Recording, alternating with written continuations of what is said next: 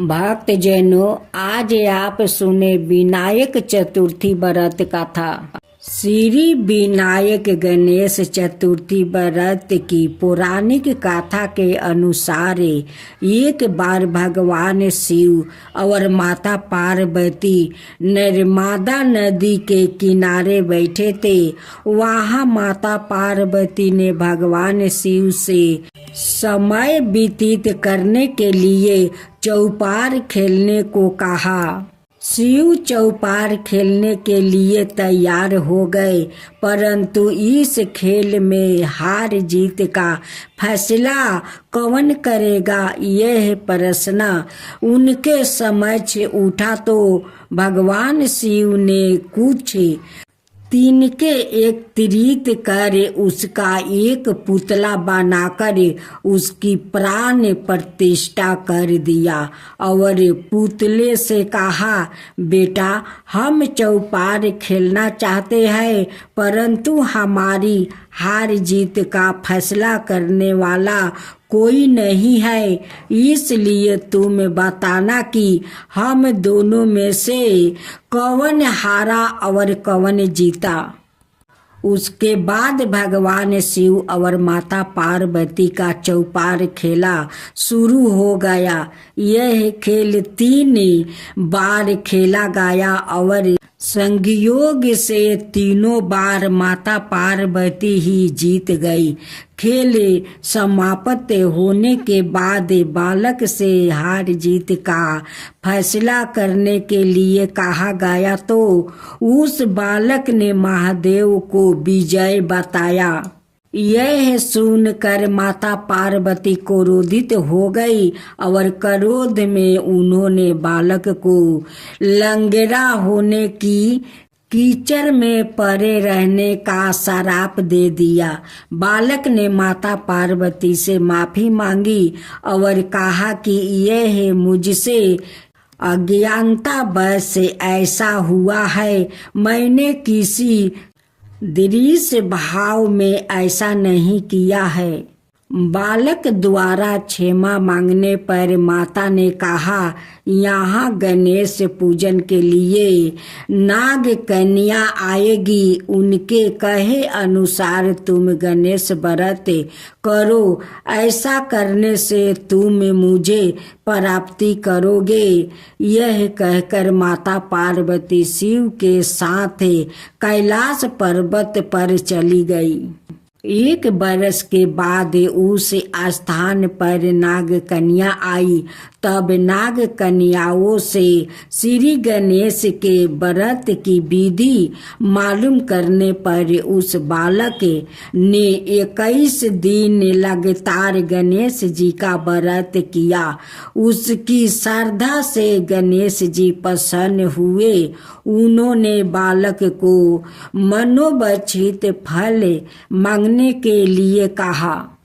उस पर बालक ने कहा, हे विनायक, मुझ में इतनी शक्ति दीजिए कि मैं अपने पैरों से चलकर अपने माता पिता के साथ कैलाश पर्वत पर पहुंच सकूं और वो यह देखे प्रसन्न हो जाए।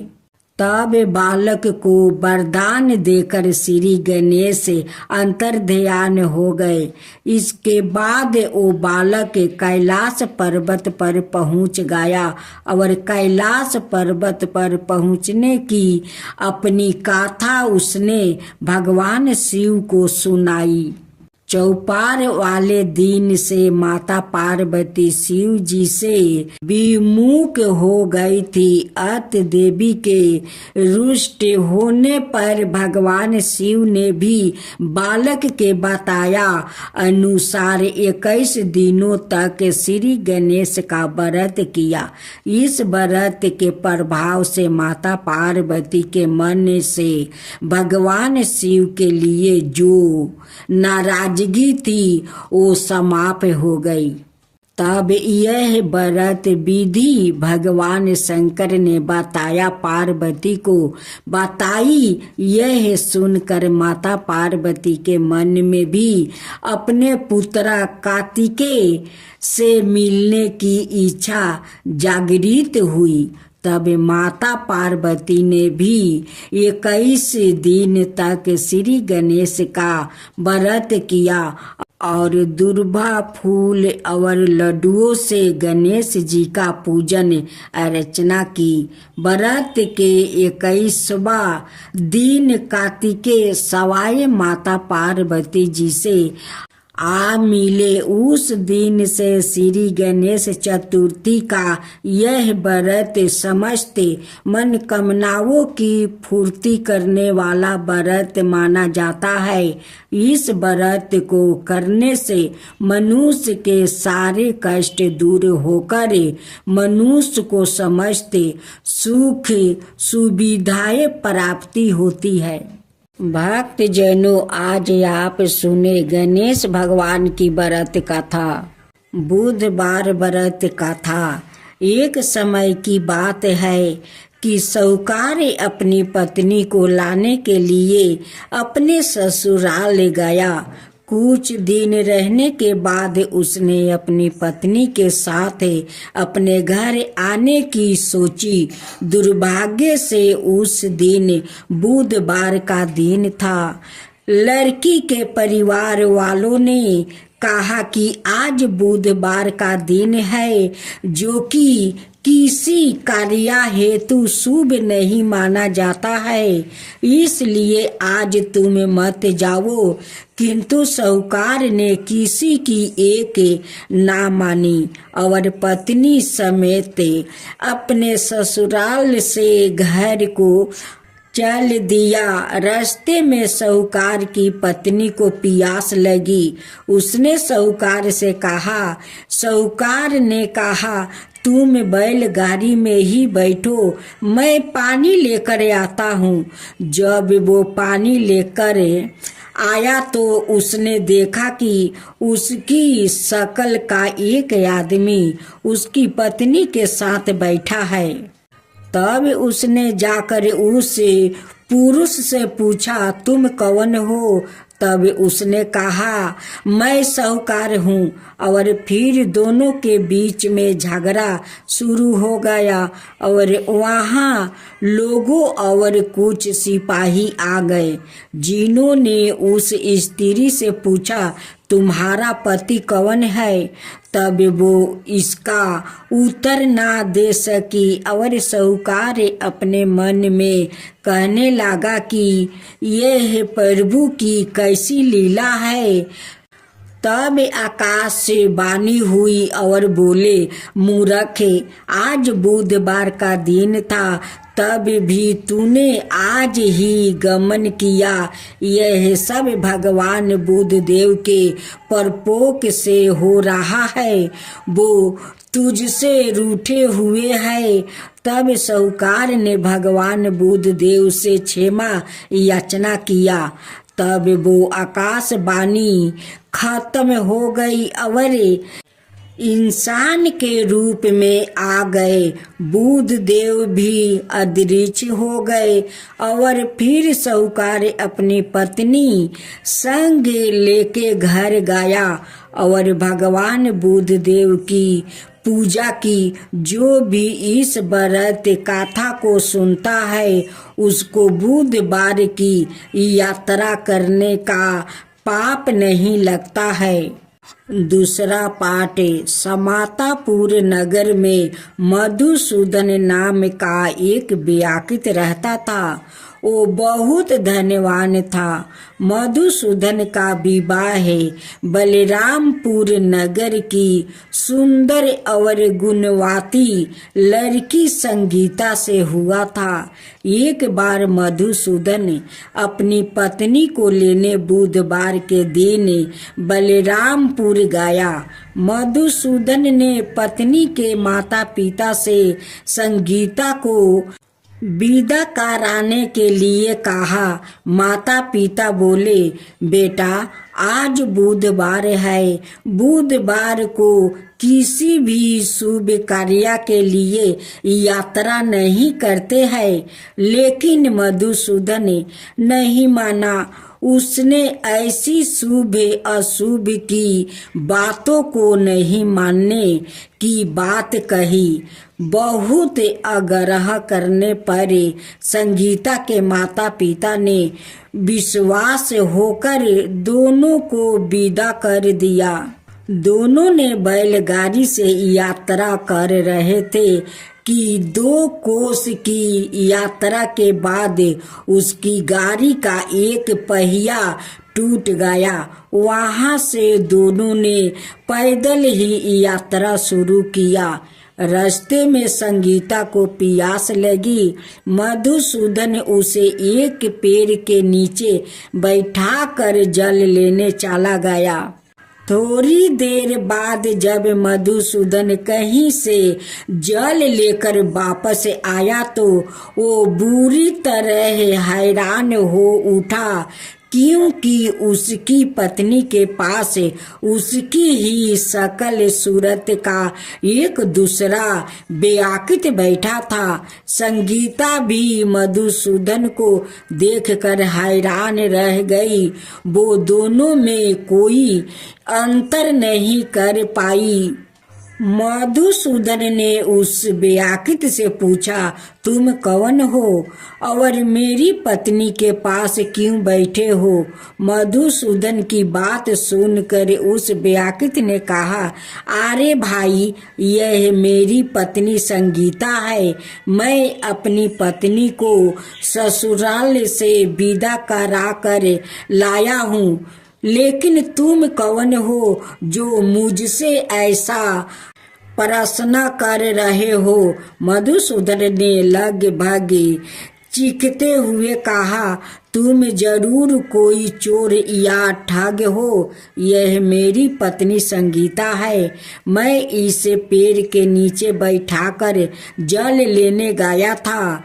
इस पर उस व्याकुत ने कहा, अरे भाई, झूठ तो तुम बोल रहे हो। संगीता को प्यास लगने पर जल लेने तो मैं गया था। मैंने तो जल लाकर अपनी पत्नी को पिला भी दिया है।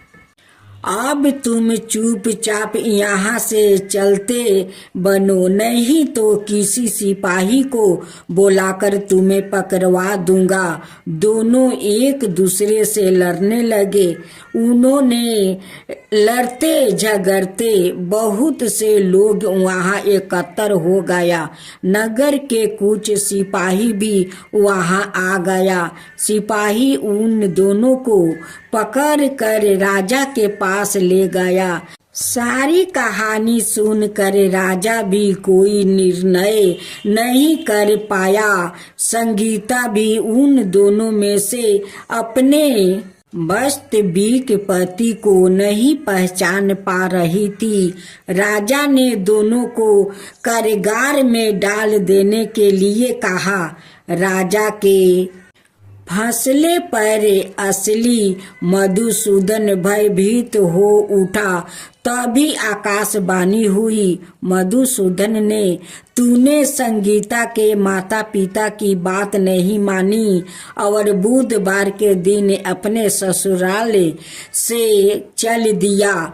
यह सब भगवान बुद्धदेव के प्रकोप से हो रहा है। मधुसूदन ने भगवान बुद्धदेव से प्रार्थना की कि हे भगवान बुद्धदेव, मुझे क्षमा कर दीजिए। मुझसे बहुत बड़ी गलती हुई है। भविष्य में अब कभी बुधवार के दिन यात्रा नहीं करूंगा और सदाए बुधवार को आपका व्रत किया करूंगा।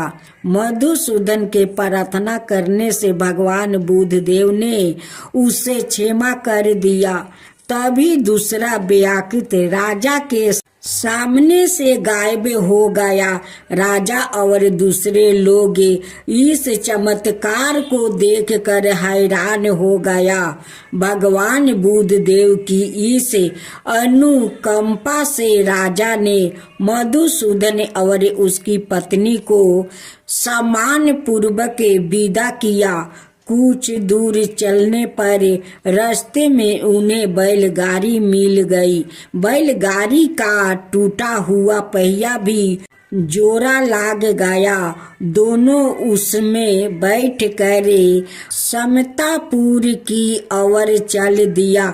मधुसूदन और उसकी पत्नी संगीता दोनों बुधवार को व्रत करते हुए आनंद पूर्वक जीवन यापन करने लगे।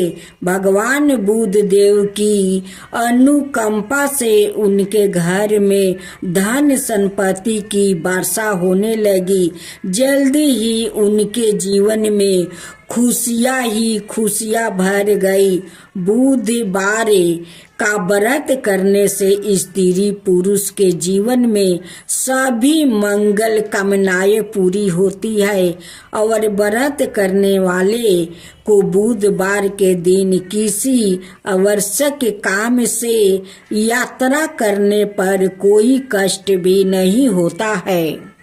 भक्तजनों, आज आप सुने माँ बेभाव लक्ष्मी की व्रत कथा। शुक्रवार का दिन माँ बेभाव लक्ष्मी को समर्पित होता है। इस दिन माँ लक्ष्मी की पूजा अर्चना और व्रत किया जाता है। माना जाता है कि शुक्रवार के दिन विधि विधान से पूजा करने से माँ लक्ष्मी का आशीर्वाद प्राप्ति होता है और उनका साथ हमेशा बना रहता है। माँ बेभाव लक्ष्मी का व्रत वैसे तो कोई भी रख सकता है, मगर जो लोग काफी समय से आर्थिक संकटों का सामना कर रहे हैं और उनकी परेशानी दूर नहीं हो रही है या फिर उन्हें सही रास्ता नजर नहीं आ रहा है, उन लोगों को हर शुक्रवार या व्रत पूरी श्रद्धा के साथ करना चाहिए। घर में दरिद्रता, कलेश, धन संकट, व्यापार में बरकत ना होने जैसी विपत्तियों से छुटकारा पाने के लिए हर शुक्रवार माँ बेभाव लक्ष्मी का व्रत और पूजा करने का विधान है। कहा जाता है कि अगर लंबे समय के बाद भी किया जा रहे प्रयासों के बाद भी अगर कोई काम नहीं बन पा रहा है तो व्याकित को बेभाव लक्ष्मी का व्रत जरूर करना चाहिए। इस व्रत को पुरुष ओ स्त्री दोनों ही कर सकते हैं। सुहागिन स्त्रियों के लिए यह व्रत ज्यादा शुभकारी माना जाता है। व्रत का संकल्प लेने के दौरान मन में अपनी मनोकामनाओं अवश्य कहनी चाहिए। भक्त को अपनी श्रद्धा और सामर्थ्य अनुसार 9, 11 या 21 शुक्रवार तक माँ बेभाव लक्ष्मी का व्रत जरूर करना चाहिए। शुक्रवार के दिन महिलाओं को ब्रह्म मुहूर्त में उठ जाना चाहिए। सभी नित्य कर्मों से निवृत्त होकर स्नादि कर ले। इसके बाद साफ वस्तु धारण करे और मंदिर की साफ सफाई कर ले। माँ लक्ष्मी का ध्यान करे और व्रत का संकल्प ले। पूरे दिन फलाहार कर आप व्रत कर सकते हैं। पूरे दिन उपवास के बाद शाम के समय फिर से स्नान करें। शाम के पूजा करने के लिए पूरब दिशा की तरफ मुंह करके बैठ जाइए। इसका बाद चौकी पर लाल कपड़ा बिछाए और उस पर बेभाव लक्ष्मी की तस्वीर या मूर्ति स्थापित करें। मूर्ति के पीछे या बगल में श्रृंगार राखे। मूर्ति या तस्वीर के सामने एक मिट्टी भर कर चावल का ढेर रख दे। इस पर पानी से भरा हुआ लंबे का कलश रख दे। कलश के ऊपर एक छोटी कटोरी रखे। इसमें सोने या चांदी का कोई आभूषण रख दे। वैभव लक्ष्मी के समक्ष लाल चंदन, गंध लाल वस्तु, लाल फूल अवश्य रखे।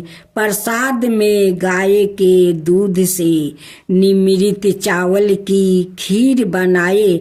अगर आप खीर नहीं बना पाए हैं तो सफेद मिठाई का भोग भी लगा दे।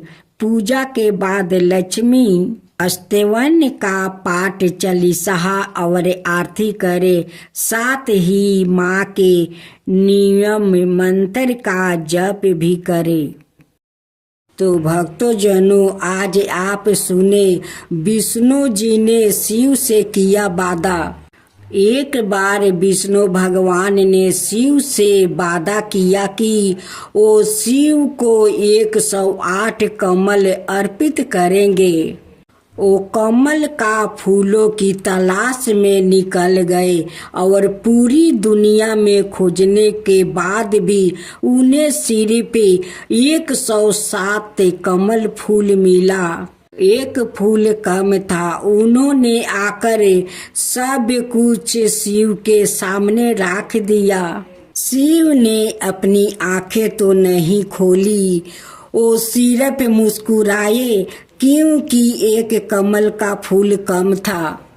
फिर विष्णु भगवान ने कहा, मुझे कमल नयन कहा जाता है, जिसका अर्थ है कमल के फूलों की तरह आँखों वाला भगवान। मेरी आँखें किसी कमल की तरह है, सुंदर है। तो मैं अपनी एक आंखें अर्पित करता हूँ। और उन्होंने तुरंत अपनी दाहिनी आंख निकाल कर शिवलिंग पर रख दिया। इस तरह की भेंट से प्रसन्न होकर शिव ने विष्णु को प्रसिद्ध सुदर्शन चक्र दिया। जय हो गंगा मैया की जय हो। एक गरीब ब्राह्मण था। ब्राह्मण देव बहुत गरीब था।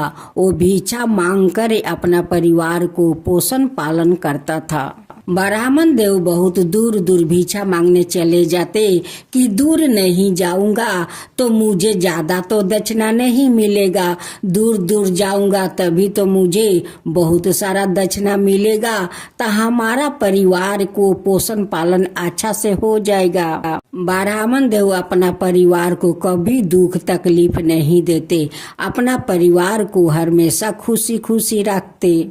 एक दिन ब्राह्मण देव भिक्षा मांगकर घर आते हैं। आया अपना ब्राह्मणी से कहते हैं कि सुनते हो जी, देखो काल सब लोग बैसाखी स्नान करने जाते हैं, हम लोग भी चलेंगे। ब्राह्मणी कहती है कि आपका खुशी के लिए मैं कहीं भी चलने के लिए तैयार हूँ, चलिए हम लोग भी बैसाखी स्नान करेंगे।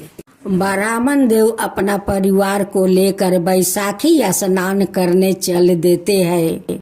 रास्ते में माँ गंगा एक बुढ़िया का रूप धारण कर लेती है। उनकी सारा शरीर का चमड़ा झूला हुआ था और रास्ते में एक लाठी लेकर बैठ गई। जितने लोग जाते वो सभी से कहती कि बेटा मुझे थोड़ा पानी पिला दे, बेटी थोड़ा पानी पिला दे, लेकिन कोई उन्हें पानी नहीं पिलाया।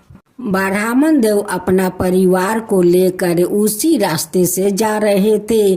जब उस बूढ़ी माँ के पास पहुँचा, बूढ़ी माँ कहने लगी कि बेटा मुझे बहुत जोर का प्यास लगा है, देख मेरा गला सूखा गया है, कोई मुझे पानी नहीं देता है, बेटा तू पानी पिला देगा। ब्राह्मण देव कहने लगे कि माता मैं जरूर आपको पानी पिला दूंगा, आप इस धूप में क्यों बैठी हो माता? देखिए बैसाख का धूप चल रहा है, नीचे धूल गर्म हो गया है। आप उस कदम का गाछ के पास चलिए, वहीं पर आप बैठिए, मैं आपके लिए पानी लेकर आता हूँ। ब्राह्मण देव जाते हैं, एक चुकिया में पानी लेकर आते हैं और उस बूढ़ी माँ को पानी पिला देते हैं। बूढ़ी माँ पानी पी कर उनकी आत्मा को शांति मिल जाता है। बूढ़ी माई पानी पी कर उस ब्राह्मण को बहुत बहुत आशीर्वाद देने लगती है। कहती है कि बेटा, जैसे तू मुझे पानी पिलाकर मुझे जुड़वाया है, वैसे ही तेरा परिवार जुड़ाएगा, सुखी रहेगा, उसका कभी दुख तकलीफ नहीं होगा बेटा। ब्राह्मण देव कहते हैं कि माता, मेरे पास तो खाने के लिए कुछ नहीं है, मैं तो भिक्षा मांग कर अपना परिवार को पोषण पालन करती हूँ। मैं गंगा स्नान करने जाती हूँ, जब बैसाखी स्नान करके वहाँ से लौटूंगी तो आप यही कदम के गाछ के पास बैठे रहिए, कहीं मत जाइए। जो मिलेगा मेला में वही आपके लिए मैं ले आऊँगा, आप यहाँ पर बैठकर खाइए माता, कहीं मत जाइए। कहती है कि ठीक है बेटा, तू जा, मैं यहीं पर बैठी रहूँगी। वो तो कोई बूढ़ी माँ तो थी नहीं, वो तो साक्षात माँ गंगा थी। ब्राह्मण देव अपना परिवार को लेकर जाते हैं, बैसाखी गंगा स्नान करते हैं। अपना पत्नी से कहते हैं कि देखो, मैं यही घाट पर एक गमछा बिछा देती हूँ, आते जाते लोग तो कुछ ना कुछ तो दान दे ही देंगे, कुछ पैसा, कुछ चिवड़ा, कुछ मूढ़ी तो दे ही देंगे, वही हम लोग खाकर तब चलेंगे और उसी में से कुछ बचाकर उस बूढ़ी माई के लिए ले चलेंगे।